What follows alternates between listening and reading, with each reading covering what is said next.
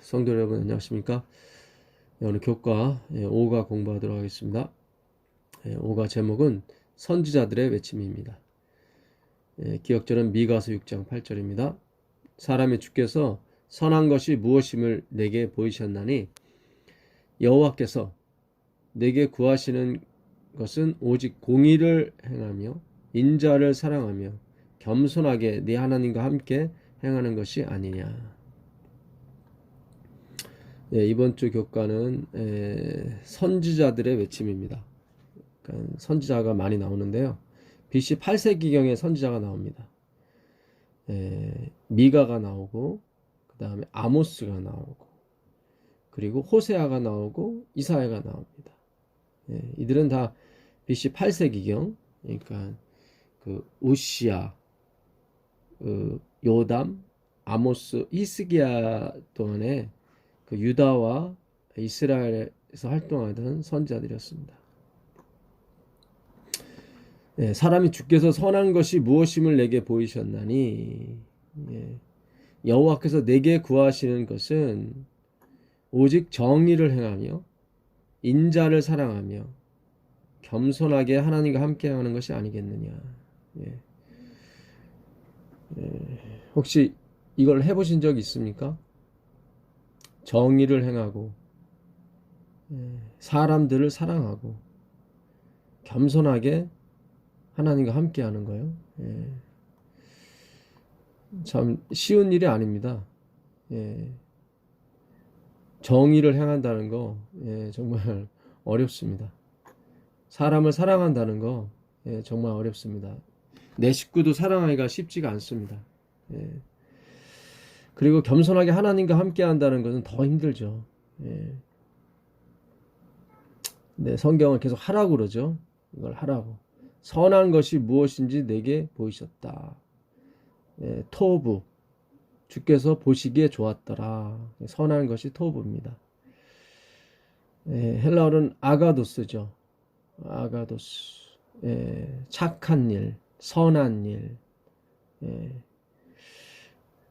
이걸 행하신 분은 예수님 한 분밖에 없습니다. 사실은. 성경은 계속 우리에게 선한 걸 요구하지만 우리는 그 선한 것을 볼 수는 있겠지만 그것을 행할 수 있는 능력은 없습니다. 그래서 이 네 선지자 아모스, 미가, 호세아, 이사야 이름부터가 다 그리스도를 가리키고 있습니다. 사실은. 예수님을 가리키는 거죠. 하나님은 자기의 비밀을 그종 선지자에게 보이지 아니하고서는 결코 행하심이 없다. 아모스 3장에 있는 말이죠. 아모스는 원래 이제 그 선지자가 아니었습니다. 아모스 7장 14절에 보게 되면 아모스가 아마샤에게 대답하여 이르되 나는 선지자가 아니며 선지자의 아들도 아니다. 나는 목자요 뽕나무를 재배하는 자였다. 그는 목자였으며 또한 농사꾼이었습니다. 근데 하나님께서 유다 왕 요시아의 시대 곧 이스라엘의 왕 요아스의 아들 여로보암의 시대에 지진 전 2년에 드그와 목자 중 아모스가 이스라엘에 대하여 묵시받은 말씀이다. 그러니까 하나님은 어떤 일을 행하기 전에 그종 선지자에게 하나님의 말씀을 뜻을 기별을 보내지 않고는 결코 행하심이 없습니다. 그러니까 그 이스라엘의 그 여로보암이 있던 해에 그리고 유다 왕 우시아가 있던 해에 이스라엘에 큰 지진이 있었는데 여기 보니까 지진이 있기 2년 전에 하나님께서 아모스에게 그는 선지자가 아니었는데 뽕나무 재배자였고 그는 목자 양을 치는 목자였는데 하나님께서 쓰셨습니다. 그러니까 선지자는 뭐 특별한 게 아닙니다. 하나님의 말씀을 전하는 것이 선지자입니다. 하나님은 이스라엘 온 사람들이 모든 사람들이 선지자 되길 원하십니다. 그러니까 하나님의 말씀 전하기를 원하시는 거죠. 그 말씀의 핵심은 무엇입니까? 바로 예수 그리스도죠. 그리스도인 것입니다. 그러니까 이 네 선지자 미가, 아모스, 호세아, 이사야가 전하고자 했던 내용은 중심 사상은 예수님이지 착한 일이 아니에요. 그들을 예수님께 인도하기 위해서 예수님의 그 공로를 의지하기 위해서 그 예수님의 희생을 가치 있게 하기 위해서 그들에게 선한 일을 요구하는 거죠. 왜냐하면 그들 자신이 선한 일을 할 수 없다는 사실을 깨달아야만 예수님을 높일 수 있고 예수님께 갈 수 있거든요. 예수님을 바라볼 수 있다는 얘기죠. 그만큼 예수님에 대한 희소성이 가치가 있는 거죠. 희소하게 되고. 그래서 하나님께서는 그 기별자들을 통해서 항상 무슨 일이 있기 전에 그 예수님을 가리킵니다. 근데 그 예수님을 받아들이게 되면 그들이 피함을 입게 되는 것이고 그렇지 않으면 그 재앙을 만나게 되는 거죠. 그 일요일 날 목사에게 보내는 권명 404페이지 보게 되면 하나님은 증인이 없이 교회를 내버려 두신 적이 결코 없다. 그러니까 교회가 환난을 당하기 전에 하나님은 증인을 내세워서 반드시 뭔가를 얘기하신다 이 말씀이죠. 교회가 통과한 시련과 시험과 도덕적인 어둠과 반대와 핍박 등의 모든 장면 속에서 하나님은 서로 다른 단계에서 그분의 사업을 짊어지고 앞을 향해서 또한 위를 향해서 이끌어갈 준비가 되어 있는 때에 맞는 인물들을 두셨다. 그러니까 교회가 이 도덕적인 타락, 여러 가지 시험 만나는 그런 모든 장면 속에서 하나님은 어떤 인물을 두신 거예요. 그들로 거기에 가지 말라고. 부조와 선지자를 통해서 그분은 진리를 그분의 백성들에게 계시하셨다. 이 진리가 뭐예요? 예수님이에요. 예수님께서 내가 곧 진리요, 내가 생명이라고 말씀하셨거든요. 그러니까 어떤 행위를 요구한 게 아니에요. 그러니까 제가 예언의 신이 좀 2%, 그러니까 정확한 답을 못 준다고. 왜냐하면 성경이 답을 줘야 되기 때문에 항상 말씀드리죠. 몽학 선생이니까. 그래서 진리를 예수님을 표현하면 너무 좋은데 이거는 성경을 통해서만이 알 수 있어요. 그래서 화이트보이는 진리를 그분의 백성들에게 제시하셨다고만 설명을 합니다. 이 뭉뚱그려서. 이 진리가 정확히 뭔지는 얘기를 안 하는 거죠. 그 이번 주 교과에 기도문이 많이 나옵니다. 제가 이 기도문을 보면서 오늘날 우리 재림교회가 왜 행위로 가는지 그 이유를 알겠다. 그 생각이 듭니다. 그 수요일 날 그 기도문을 보게 되면 수요일 날 아버지 저는 제가 경건하게 사는 줄 알았습니다. 그러나 가증한 외식이었습니다. 정말 이건 기가 막힌 기도문이에요. 나는 경건하게 사는 줄 알았는데 그러나 가증한 외식이었습니다. 여기까지 말해도 엄청난 거죠, 사실은. 경건하게 사는 줄 알았는데 나는 뭐예요? 히포크라테스, 연기자였습니다. 마음의 진실함을 보시는 하나님 앞에 설 수 없음을 고백합니다. 그렇죠. 이게 바로 재림교회입니다. 정말로 마음의 그 폐부를 다 보시는, 정말로 흠도 없고 티도 없는 그 마음의 양심을 가진 그 하나님 앞에 설 수 없는 자신을 보게 되는 거죠. 제게 새로운 믿음과 온전한 행위를 회복시켜 주시옵소서. 이게 문제예요. 고백하는 것까진 좋은데 또 이분이 계속 요구하는 건 뭐예요? 이 기도문이 요구하는 것은 행위예요. 제게 새로운 믿음과 온전한 행위를 회복시켜 주시옵소서. 예수님은 행위를 회복시키러 오신 분이 아니라 행위를 회복시키셔서 그분이 구세주임을 알리러 오신 거예요. 이걸 잘 생각하셔야 돼요. 행위가 목적이 아니에요. 행위를 회복시켜주는 게 목적이 아니라 제가 회복이 없다는 얘기가 아니에요. 예수님은 행위를 회복시키셔서 그분이 진짜 하나님을 가르쳐주기 위해서 행위를 회복시키러 오신 거지 행위를 회복시키는 게 목적이 아니에요.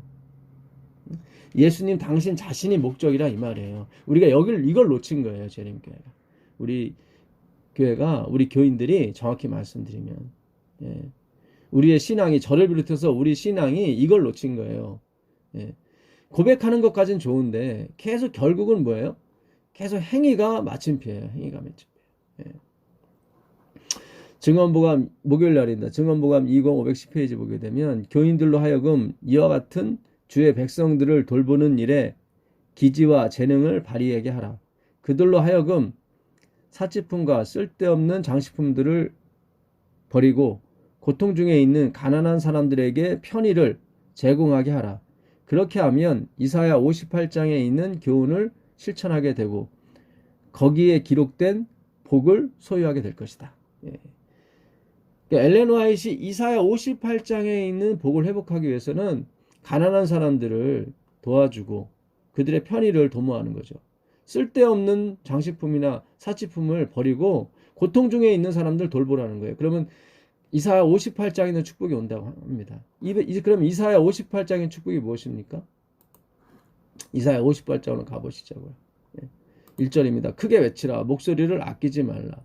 내 목소리를 나팔같이 불어 내 백성에게 허물을 야곱의 집에 그들의 죄를 알리라. 지금 나팔을 불어서 목소리를 크게 높여서 야곱의 집에 그들의 죄를 알리라는 거예요.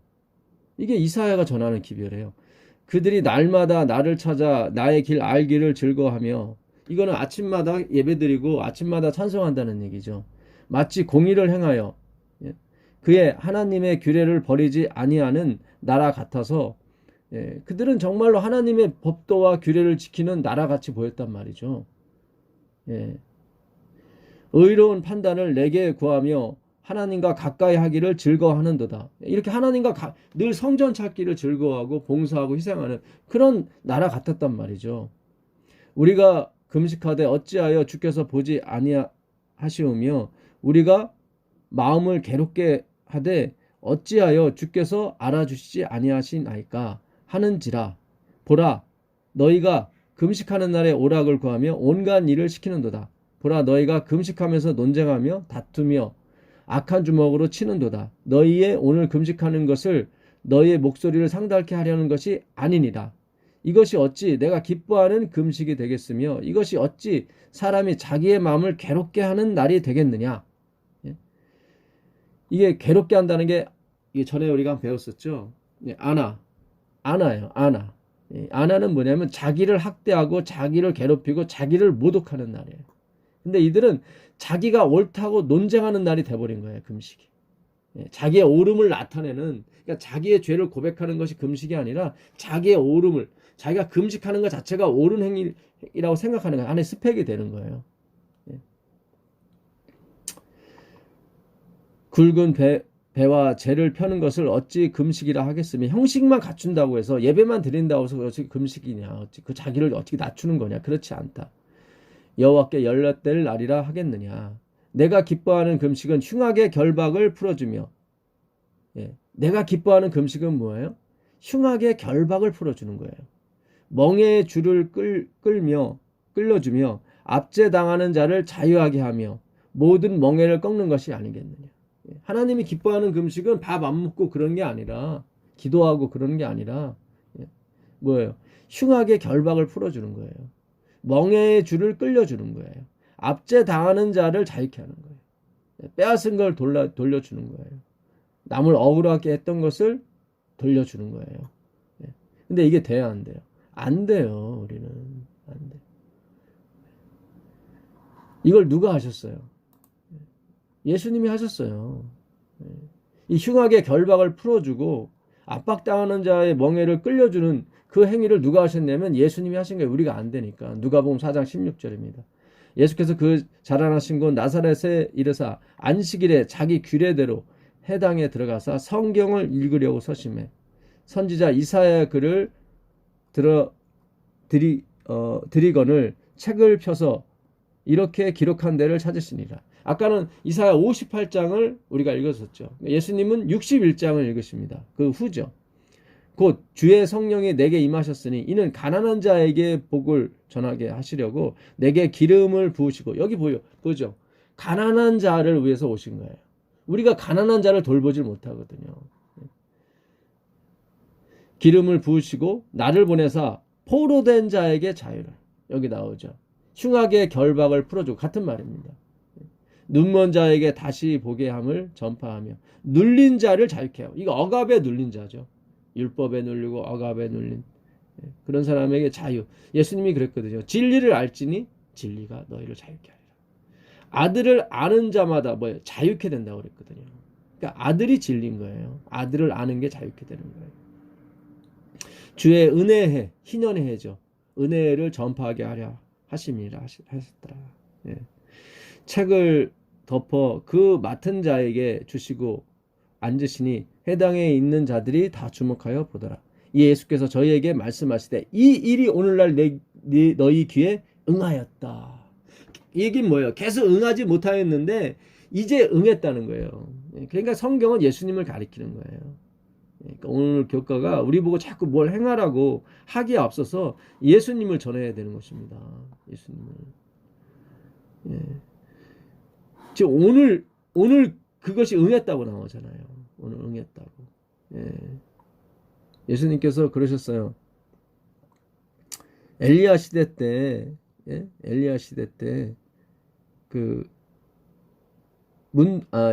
과부가 그렇게 많았지만, 예. 하나님이 그 이방 사드락 과부만 고쳐주셨다. 예. 돌아보셨다. 이스라엘의 과부는 돌아보지 않았다. 왜냐하면 죄인이기 때문에. 25절입니다. 내가 참으로 너희에게 이르노라. 엘리야 시대 때 하늘이 새 6달을 닫히어 온 땅에 큰 흉년이 들었을 때 이스라엘에 많은 과부가 있었을 때 엘리야가 그중 한 사람에게도 보내심을 받지 않고 오직 시돈 땅에 있는 사드락 사렙다 한 과부에게 뿐이었으며 또 선지자 엘리사 시대 때 이스라엘에 많은 문둥이가 있었으나 그 중에 한 사람도 깨끗함을 얻지 못하고 오직 수리아 사람 나만 뿐이었더라. 회당에 있는 자들이 이것을 듣고 다 분이 가득하여 자기를 너희는 구원받지 못하는 사람들이야 이렇게 얘기하니까 다들 분이 여겼어요.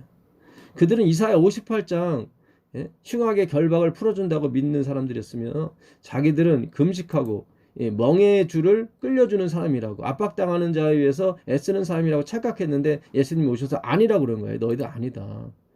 그 흉내만 내는 거다. 진짜 흉악의 결박을 풀어주고 압박당하는 자의 그 멍에를 끌려주는 분은 나 하나밖에 없다. 오늘날 이 글이 너에게 응했다 나오는 거예요.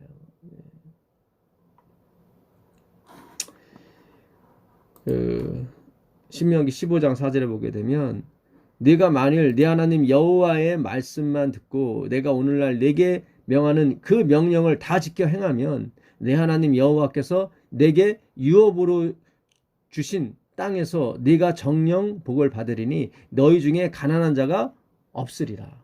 없으리라. 요게 이제는 KJV 성경이나 원문을 보게 되면 로 하야 돼 있거든. 로. 또 should, have to, must 이렇게 돼 있어요. 반드시 가난한 자가 없어야 된다 그런 뜻이에요. 없게 될 것이라는 거예요. 반드시. 예. 그러니까 율법을 행하는 사람이 한 사람이 있게 되면 모든 율법이요. 예. 그 중에 하나라도 어기게 되면 다 범한 게 된다고 말씀하셨거든요. 그러면 가난한 자가 없게 될 거라고 그랬는데 오늘날 가난한 자가 있잖아요. 예. 11절에 보게 되면 같은 장 11절에도 보게 되면 땅에는 언제든지 가난한 자가 그치지 아니하겠거든 이렇게 나오거든요. 예. 그러니까 너희는 율법을 지킬 수가 없다. 진짜 메시아 구세주를 바라봐야 된다 너희가. 예수님도 요한복음 12장 8절에 가난한 자들은 항상 너희와 함께 있을 거라고 말씀하셨어요. 근데 이 가난한 자가 한 번 없었을 때가 있었어요 세상에. 그때는 언제냐면 예수님이 계실 때였어요. 예수님이 돌아가시고 부활하신 후에. 그게 사도행전 4장 32절입니다. 믿는 무리가 한 마음과 한 뜻이 되어 모든 물건을 서로 통용하고 자기 재물을 조금이라도 자기 것이라 하는 이가 하나도 없더라. 사도들이 큰 권능으로 주 예수의 부활을 증언하니 무리가 큰 은혜를 받아 그 중에 가난한 사람이 없으니 이는 밭과 집 있는 자가 팔아 그 판 것의 값을 가져다가 사도들의 발 앞에 두매 그들이 각 사람의 필요를 따라 나눠 주었더라. 이게 성령 강림으로 이렇게 된 거예요, 사실은. 성령 강림, 성령이 어떻게 오셨냐면 예수님의 죽으심으로 십자가에서 그 죽음을 이기시고 부활하심으로 하늘에 올라가심으로 말미암아 아버지께 약속하신 성령을 받아서 우리에게 부어주신 겁니다. 그 당시 사도들에게. 앞으로도 그렇게 될 거예요. 그때 사람들이 자기의 필요를 따라서 자기가 갖고 있는 집과 땅을 팔아서 조금도 자기 것이라 하지 아니하고 다 가난한 사람에게 나눠줬습니다. 그러니까 예수님의 복음이, 예수님 그 자체가 그들을 그렇게 만든 거예요. 자꾸 우리가 예수님이 목적이 되는 기도를 해야지 자꾸 뭘 행하게 해달라고. 그러니까는 이 오늘날 예언의 신 요거 지금 증언보감 2권 510페이지도 요것만 보시면 안 되는 거예요. 그러니까 이사야 58장의 일을 어떻게 행하느냐. 우린 못해요. 그 일을 행해야만 재앙을 면할 수 있거든요. 근데 그 일, 흉악의 결박을 풀어주고, 아까 예수님이 그 은혜를 선포한 게 안식일이었어요. 안식일이었어요. 이사야 58장은 무너진 데를 수복하는 게 이사야 58장의 의미인 것입니다. 그 무너진 데가 뭐예요? 진리가 무너졌고 우리의 행위가 무너졌고 우리의 믿음이 무너진 거예요. 근데 이 무너진 데를 누가요? 예수님께서 수부하러 오신 거예요. 안식일을 일컬어 즐거운 날이라. 그렇죠. 우리가 곤란한 중에 있던 과부였었고 우리가 고통 중에 있었던 나아만이었습니다. 문둥병자였습니다. 이거를 해방시켜준 날이니 그날 즐거운 날이 아니겠습니까? 그러니까 예수님이 있는 날이 즐거운 날이에요. 예수님이 계신 날이 우리에게 회복의 날이고요. 그러니까 회복이 목적이 아니라 예수님이 목적이라 이 말씀이죠. 그래서 그 목요일날 기도에도 보게 되면 온 세상의 주인이신 아버지, 이 땅에 대한 원래의 계획이 회복되기를 원합니다. 그렇죠. 회복되길 원하죠. 근데 회복이 목적이 아니라니까요. 계속 이 기도에 예수님이 없어요. 죄송한 얘기지만.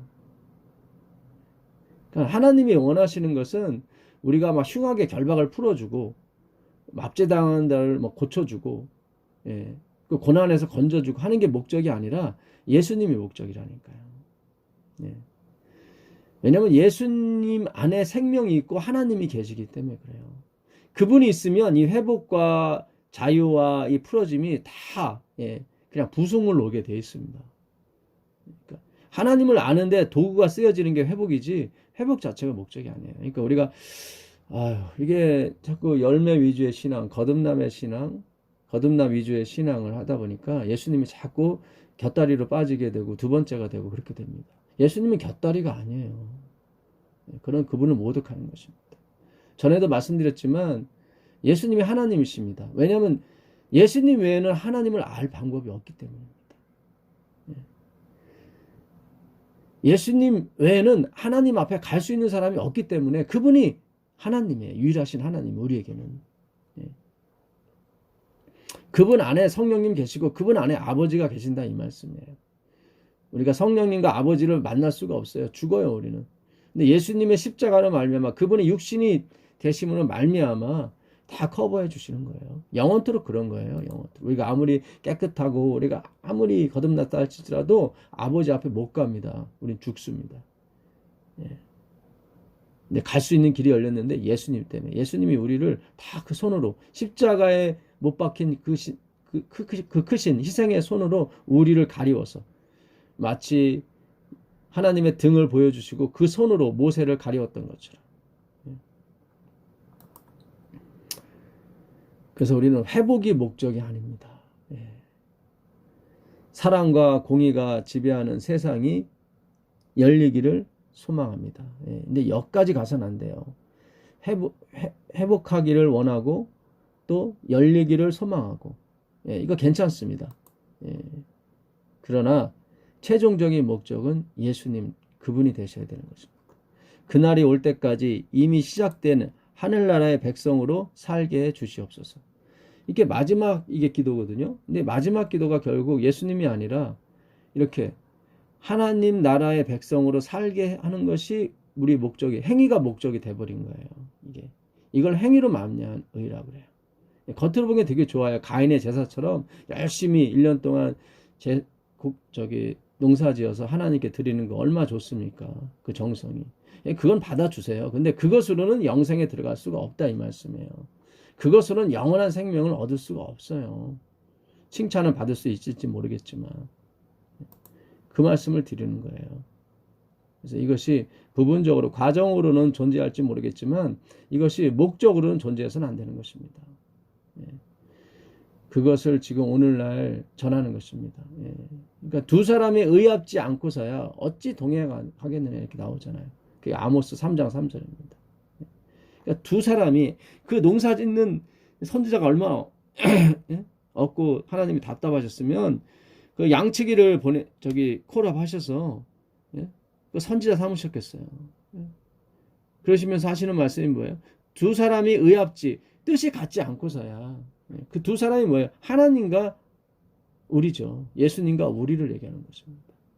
하나님은 목적은 뭐예요? 모든 것이 들어있는 모든 생명의 근원이 되시는 예수, 당신 아드님을 우리에게 주는 게 목적인데 우리는 그 아드님은 좀 둘째 치고 그 안에 있는 선물들만 눈이 혈안이 돼서 지금 찾아가고 있는 것입니다.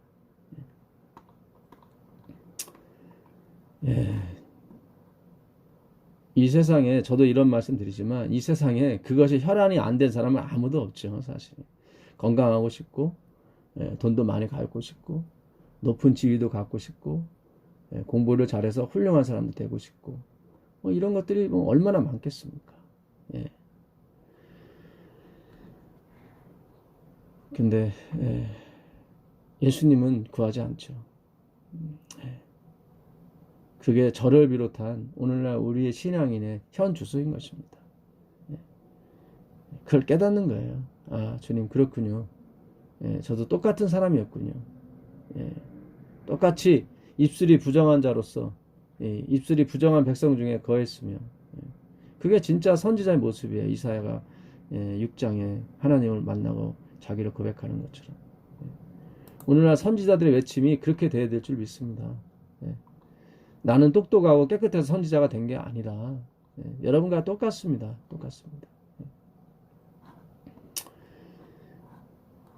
이번 주 교과에 또 좋은 말씀이 있더라고요.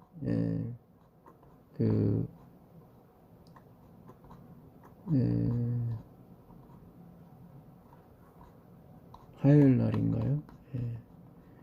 이 시대에 전하는 기별은 하나님께서 원하시는 기별은 용서와 용서인 것입니다. 희망의 가장 깊은 배도와 가장 큰 필요의 시간에 그들에게 보내신 하나님의 기별은 용서와 희망의 기별이었다. 아멘입니다.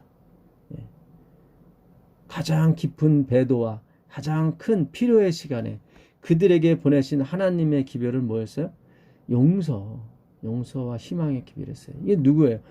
예수님 십자가에서 억울하게 숨지신, 억울하죠. 자기 땅을 다 빼앗기신 분이신데, 근데 그 빼앗은 자를, 자기 땅을, 자기 백성, 자기 나라에 왔음에 자기 백성이 영접치 않았다고 했거든요. 자기 땅에 왔는데 그 사람들이 예수님의 땅을 다 빼앗고 예수님 죽였단 말이죠. 그런데 예수님이 그 희망의 기별은 뭐예요? 내가 너희를 용서했다. 너희도 다 가져라.